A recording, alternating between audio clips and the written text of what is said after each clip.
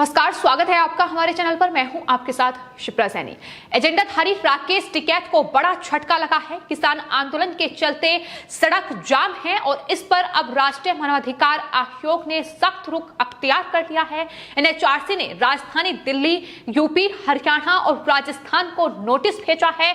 वहीं दूसरी ओर कांग्रेस नेता राजकुमार वेरका ने कांग्रेस की बड़ी साजिश का खुलासा किया है। उन्होंने कहा है कि ये जो किसान आंदोलन है ये कांग्रेस स्पॉन्सर है और साफ तौर पर कांग्रेस के जो नेता हैं और पंजाब के मुख्यमंत्री कैप्टन अमरिंदर सिंह, उनके भड़काऊ भाषण के बाद ये उनका बड़ा बयान सामने आया है, जिसके बाद लगातार कांग्रेस पार्टी की मुश्किलें बढ़ती नजर आ रही हैं। तो किसान आंदोलन के चलते देश को जो आर्थिक नुकसान हो रहा है, लोगों को परेशानी का सामना करना पड़ रहा है और इस परेशानी को देखते हुए सुप्रीम कोर्ट के बाद अब एनएचआरसी ने भी इस पूरे मामले पर कड़ा रुख अख्तियार कर लिया है।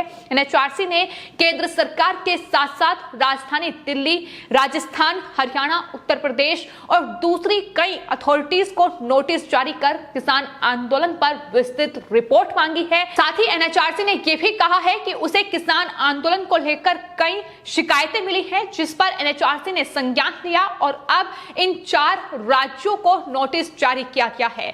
राष्ट्रीय मानवाधिकार आयोग के मुताबिक जो उन्हें शिकायतें मिली हैं, खबर यह है कि इस किसान आंदोलन के चलते लगभग 9000 से ज्यादा छोटी और बड़ी कंपनियां ऐसी हैं जिन्हें भारी नुकसान हुआ है, यानी पूरी तरीके से जो कारोबार है वो चौपट हुआ है और न सिर्फ औद्योगिक क्षेत्र बल्कि यातायात पर भी प्रभाव पड़ा है। सड़कें बाधित हैं, जाम की स्थिति सड़कों पर बनी हुई है। जिस तरीके से राजधानी दिल्ली के अलग अलग बॉर्डर पर ये प्रदर्शनकारी जुटे हुए हैं, फिर चाहे वो गाजीपुर बॉर्डर हो या सिंघू बॉर्डर, टिकरी बॉर्डर, जहां बीते करीब 9 महीने से टेंट जो है वो गाड़े हुए हैं और कहीं ना कहीं सड़कों को बंद कर रखा है और यही वजह है कि लोगों को खासी परेशानी का सामना करना पड़ रहा है। इस पर ही अब एनएचआरसी ने संज्ञान लिया है और साफ तौर पर यह कहा है कि उन्हें लगातार ये शिकायतें मिल रही हैं कि ये आंदोलन लोगों के जीवन को प्रभावित कर रहा है।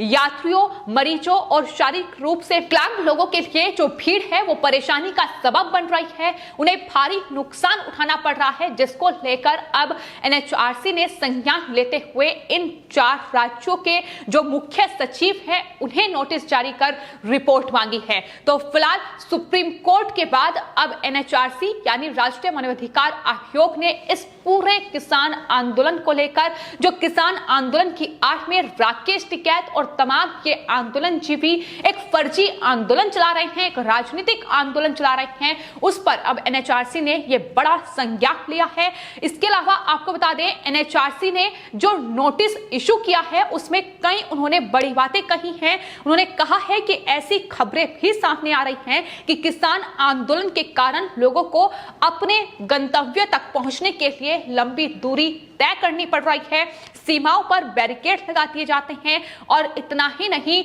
कोविड प्रोटोकॉल का पालन भी नहीं किया जा रहा है, जिसका जिक्र एनएचआरसी ने अपने इस नोटिस में किया है। यानी तमाम उन बातों का जिक्र किया गया है जो हाल ही में सुप्रीम कोर्ट में एक याचिका दायर की गई थी। उसमें यह कहा गया था कि दरअसल जो सड़कें बाधित हैं, जो जाम की स्थिति बनी हुई है, उसके चलते लोगों को खासी परेशानी का सामना करना पड़ रहा है। आवाजाही जो है सड़कों पर वो बाधित हो रही है।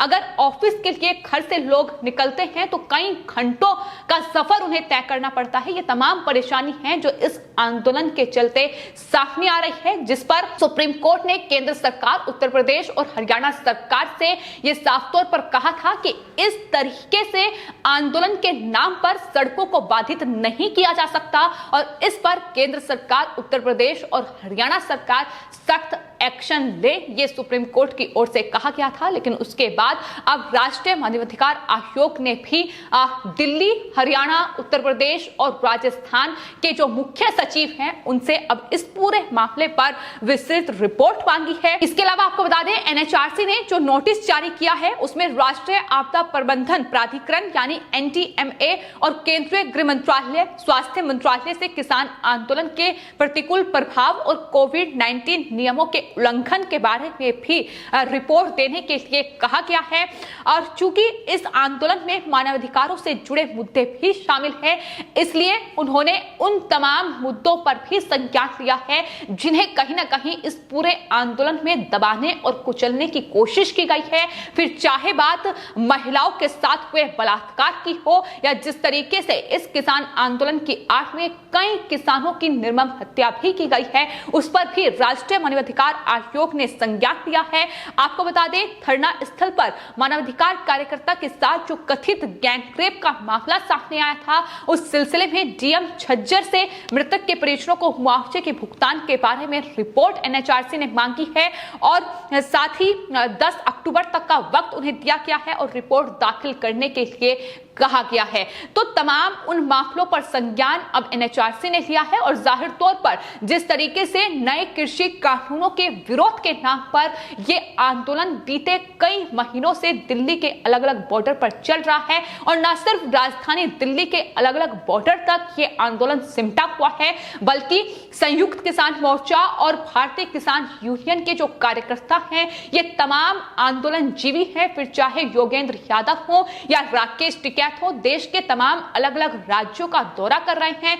किसान महापंचायत का आयोजन किया जा रहा है और उससे भी कहीं ना कहीं भारी नुकसान जो है वो लोगों को हो रहा है। ना सिर्फ औद्योगिक क्षेत्र, ना सिर्फ कारोबार ठप हो रहा है, बल्कि लगातार जो सड़कें हैं उस पर जाम की स्थिति बनी हुई है। लोगों को आवाजाही में खासी परेशानियों का सामना करना पड़ रहा है और खासतौर पर कई मरीजों की जान जो है वो इस आंदोलन के चलते गई है। जहां एम्बुलेंस तक सड़कों पर नहीं निकल पाई, तो ये खासी परेशानी है जो इस आंदोलन के चलते देश को झेलनी पड़ रही है और इन तमाम परेशानियों पर ही अब एनएचआरसी ने ये संज्ञान लिया है। साथ ही आपको बता दें, जो नोटिस इशू किया गया है उसमें दिल्ली यूनिवर्सिटी के Delhi school of social work department को लंबे समय से जो किसान आंदोलन चल रहा है उसके कारण लोगों की आजीविका, जीवन, वृद्ध और कमजोर व्यक्तियों पर इसके क्या प्रभाव पड़े हैं, इसका आकलन टीम करे,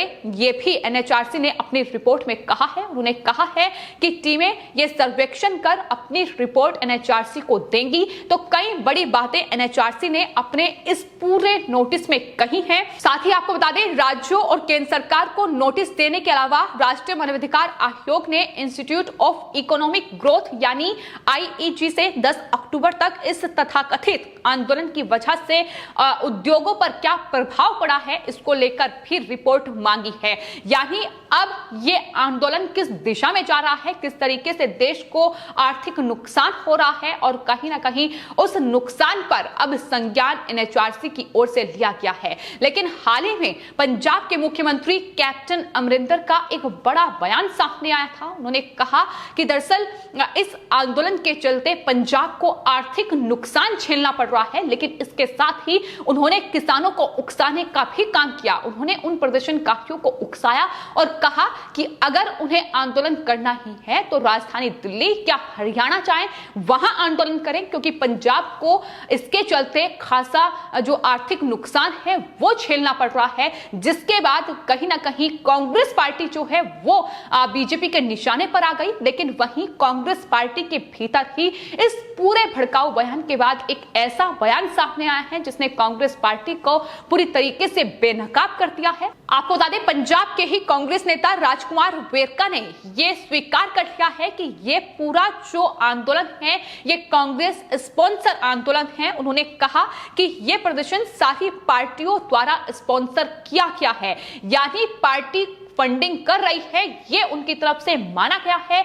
ये पूरी जो साजिश है ये कांग्रेस पार्टी ने रची है। और आपको ये भी बता दें कि ये पहला कांग्रेस नेता का ऐसा कोई बयान नहीं है, बल्कि इससे पहले भी कांग्रेस जो अध्यक्ष पंजाब के रह चुके हैं उनका बयान सामने आया था। उन्होंने साफ तौर पर यह कहा था कि अगर इस किसान आंदोलन को कैप्टन अमरिंदर सिंह समर्थन नहीं करते, अगर कैप्टन अमरिंदर सिंह इन किसानों को दिल्ली नहीं पहुंचाते, तो यही जो प्रदर्शनकारी हैं ये कैप्टन अमरिंदर सिंह यानी मुख्यमंत्री पर हावी हो जाते। तो साफ तौर पर कांग्रेस ने इस पूरे जो फर्जी आंदोलन ये दिल्ली के बॉर्डर पर चल रहा है, इसमें अहम भूमिका निभाई है। इसे स्पॉन्सर जो है वो कांग्रेस पार्टी की ओर से किया है, लेकिन अब खुद कांग्रेस पार्टी बेनकाब हो रही है। उनके नेता खुद ये मान रहे हैं कि ये पूरा जो आंदोलन है ये बीजेपी के खिलाफ तमाम विपक्षी पार्टियों का एक षड्यंत्र है जो चल रहा है, और जाहिर तौर पर उनके बयान भी ये साफ तौर पर बयां कर रहे हैं। लेकिन कहीं ना कहीं